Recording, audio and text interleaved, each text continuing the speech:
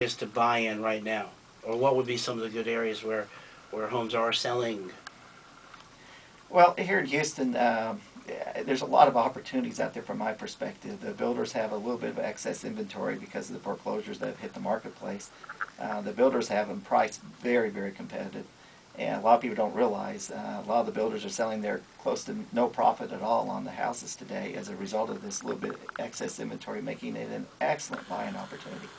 And I think that's all over Houston. You can experience this almost no matter where you go here in Houston. Do you work with a lot of investors, David? Well, as far as investors go, there's always investors out there as far as that goes. The reality of it is, in the long run, housing always goes up in value. It has here in Houston. They have dips where it slows down. Despite our dip here, prices are still increasing. For the most part, we work with home buyers going on to buy their next house, and that's kind of our niche in the marketplace. So you help them sell and then find their next home. Are relocating consumers a big part of your business? People relocate from other parts of the city and other parts of the country? The average realtor sells about less than 30 homes a year, and there's only 21 of us here in Houston selling above 100 homes a year. The realtors that sell above 100 homes a year are probably working with relocation. People transferred in to have a few days to buy a house. That's where the growth is, and that's why we sell the numbers that we do.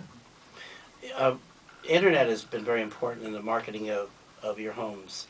I know you're on a bunch of different websites. Is a consumer different that are more prepared or more knowledgeable when they come through one of your websites? It's amazing how many closings we go to where the buyer that came in, we didn't even know how the buyer found us to the closing table. And discussion will come up, well, David, I was in New York and I pulled up your website and we picked up your house, the virtual tour, the pictures on the internet. Picture says 1,000 words. Majority of the population now is going to the internet before they buy a house. As a result of that, we have over 20 different websites that we market with and to attract people throughout the United States. 20 different websites. A lot of those are linking websites, but it's amazing how someone in Saudi Arabia, this is the oil industry, will get on Realtor.com and pick up one of our houses and select it as a house to look at when he gets to Houston. And you're also on HAR.com, the Houston Association of Realtors website, yes? Correct. And I know there was quite a few others when we last talked. I'm sure that's added to it. But so you're saying the consumers are more knowledgeable? I would assume easier to work with when they come from the internet? There's no question the internet has educated the population and has changed the way real estate is sold. By the time the buyer comes to us, a lot of times they've already selected the houses that they want to look at, know what they like, viewed them on the virtual tour, viewed the pictures of the house. That's the key to success in today's marketplace. Great. Well, I need to ask you, I know there's a question that your staff wanted me to ask you about who's the boss?